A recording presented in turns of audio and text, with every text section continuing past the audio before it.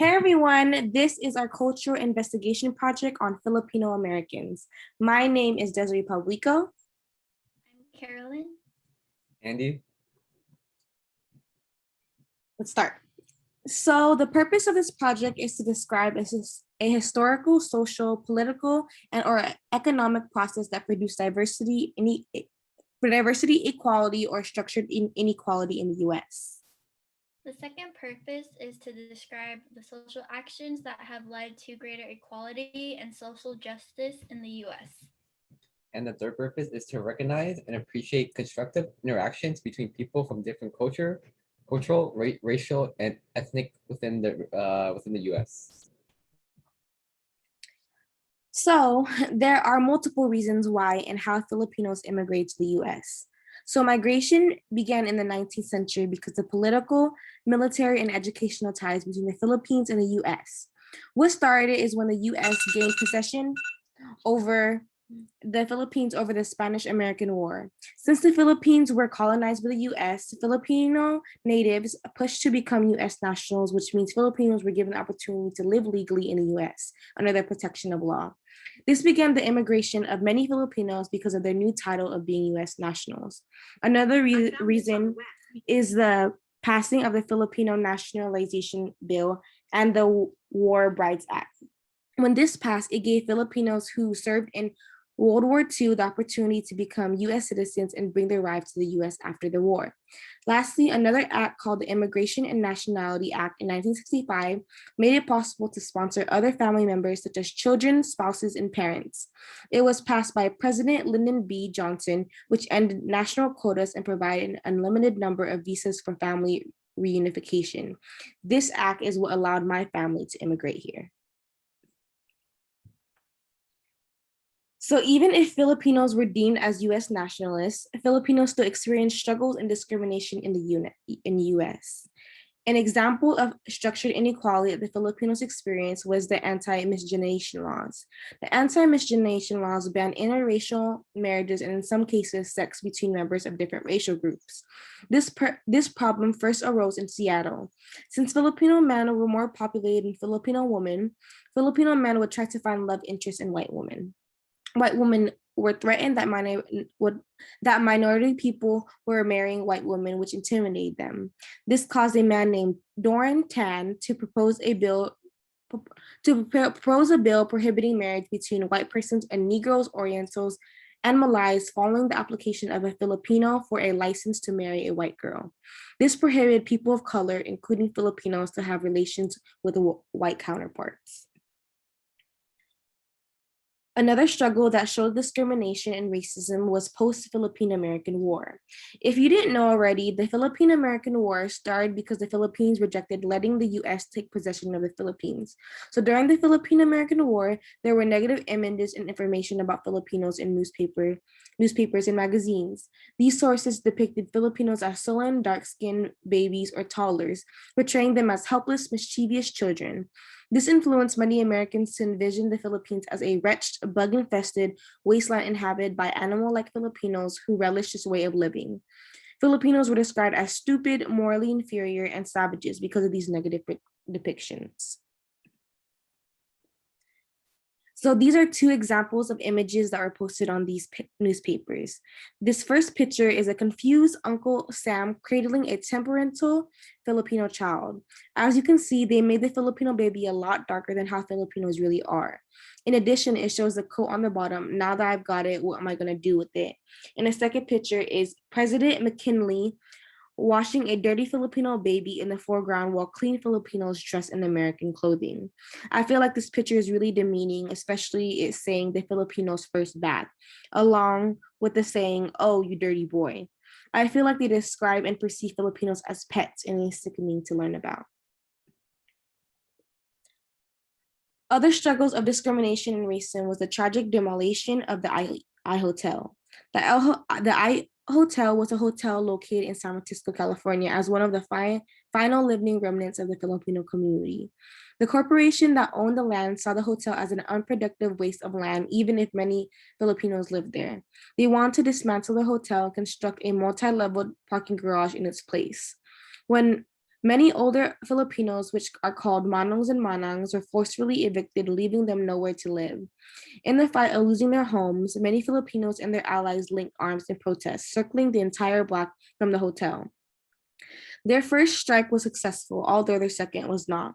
The police brutally forced, kicked, pushed, and beaten down many of these manongs and manangs out of the way, which resulted in the loss of their fight and the I Hotel. This resulted in the police and government winning their fight and dismantling the I Hotel a few days later, leaving 50 manongs and manangs living in the hotel homeless.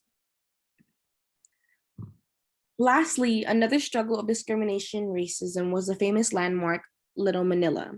Little Manila is a small community located in Stockton, which is where I am from, that is dedicated to Filipino-Americans who settled in Stockton to work in agriculture. It was a dividing line between white people and people of color. During this time of creating Little Manila, Filipinos were not welcome and the isolation was placed openly in many buildings. For example, here's a picture of a sign in Little Manila that says, "Get rid of all Filipinos or we'll burn this town down." Many people would also put signs such as "Positively no Filipinos allowed," isolating and unwelcoming Filipinos everywhere. In addition, in California, Filipino men marrying white women was illegal. Now, here is a recent example of discrimination that happened a few years ago. In 2017, Little Manila was vandalized and was taunted racial slurs towards Filipinos on the windows of their businesses. They broke the windows of many of the stores in Little Manila and wrote, "White property, you're a brainwashed bigot," in weird lettering. I always love educating people on this because I lived through it. Since I am from Stockton, I remember the news and my peers talking about the tragic racist stunt that happened in Little Manila. I remember feeling angry from learning that people are still racist in my community. We must be educated about our history, especially in recent years, so we can no longer go through repeated struggles. So now we'll be talking about the processes that produce diversity and equality for Filipino Americans.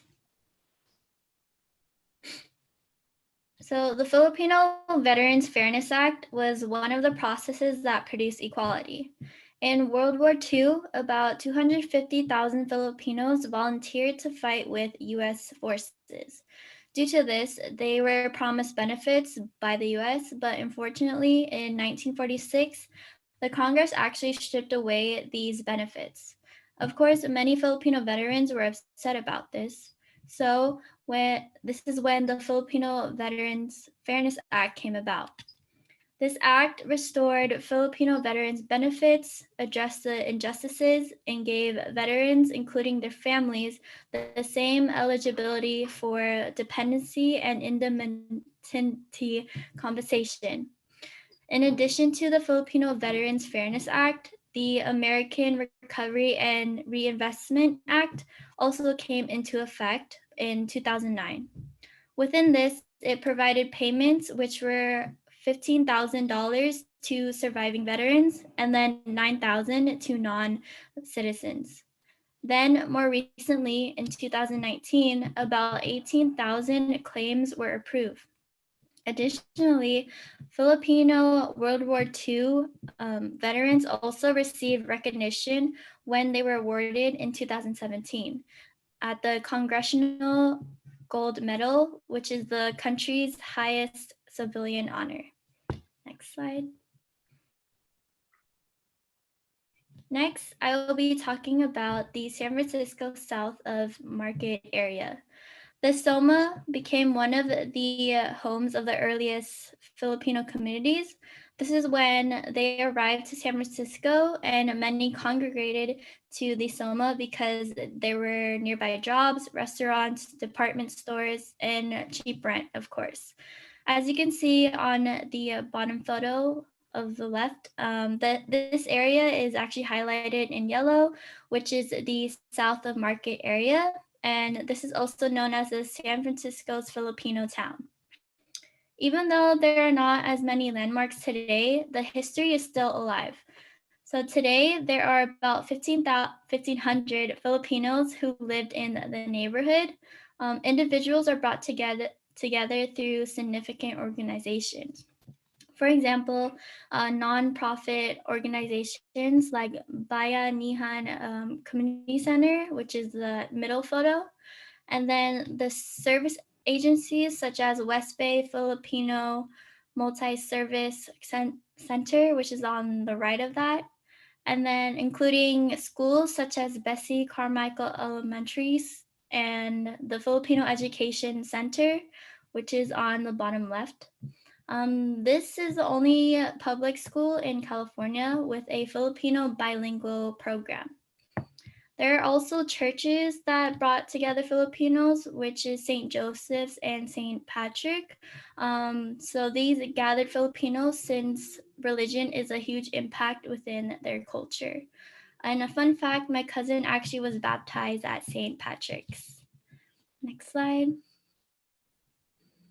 So I also wanted to mention that Soma was also a place for arts, culture, and traditions. Individuals would decorate their houses with parole lanterns during Christmas time. And these lanterns are basically big lighted stars just to celebrate the Christmas feelings. And they also would host Pistahan festivals as they celebrate the Filipino culture through dancing, arts, parades, and food. There is also a park named after Filipino-American Olympic champion who is Victoria Manalo Draves. Additionally, there is a 7-story Lipi ni Lapu-Lapu mural, which displays the history and several Filipino-Americans' accomplishments. This area has also several streets named after significant figures in the Filipino history, including Andres Bonifacio, Lapu-Lapu, Apolonio Mabini, Jose Rizal, and Tangdang Sora. Next slide.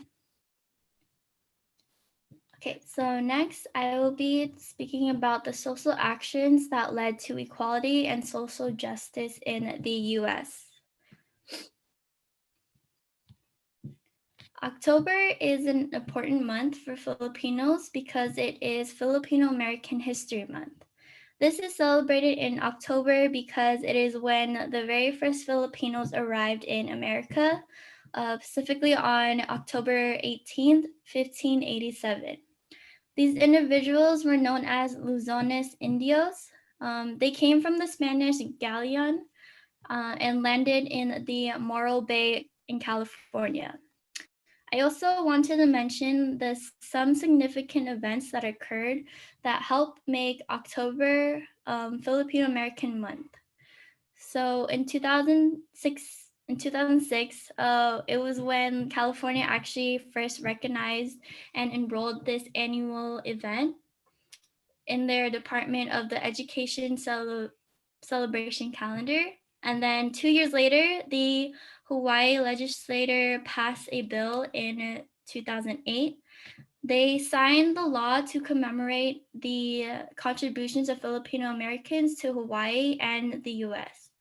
Then in 2009, this annual event was nationally recognized when the US Congress, the Senate, and the House of Representatives passed this event. Next slide. Lastly, I will be speaking about the impacts that Filipino Americans made by joining Black Lives Matter movement. So Filipino Americans all across the country join protests and rallies.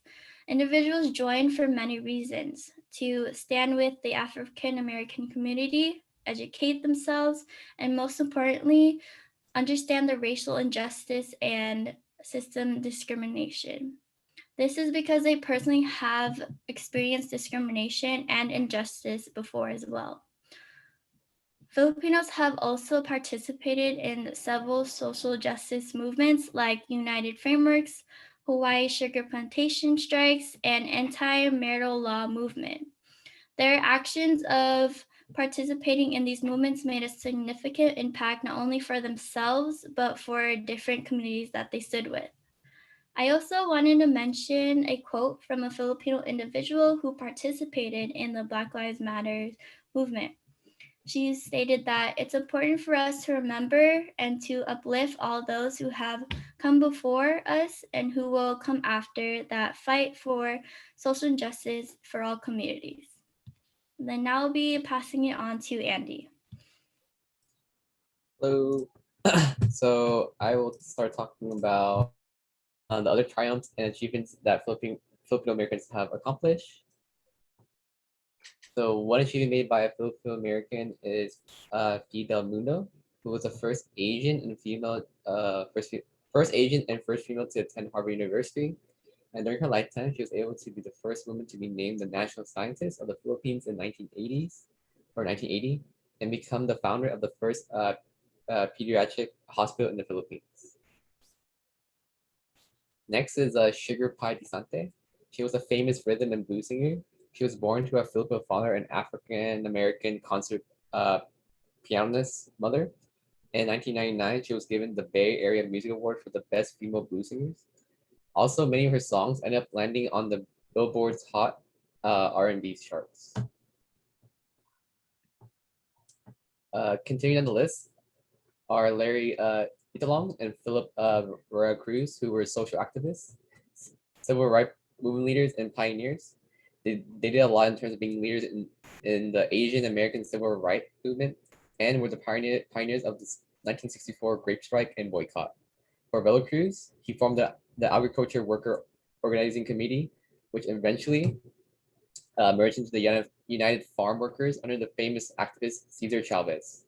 And as for Larry, he helped retired Filipino farm workers, as well as served as the president of the American Political Association and attended the Democratic National Convention as a delegate. And then for Thelma Buthold is another female Filipino-American who was a legislator in the United States of America. She was an activist in the Filipino-American community, a historian, public speaker, and author. And lastly is Van Portable, who was an animator and creator of the classic cartoon series Johnny Bravo. He is currently the executive producer for Cartoon Network Asia at Loyola Marymount University, which is located in Los Angeles, and he teaches animation workshops there. And now I will be talking about culture traditions for Filipinos. In Filipino culture, they are very family oriented. They believe family bonds are important, and when it comes to their elders, they treat them with high respect and honor. And children, when growing up, are taught to greet their parents by saying po and apo, a sign of respect. And there's even a special greeting called mano, where someone would take the hand of an elderly person and place it on their forehead to receive their blessing.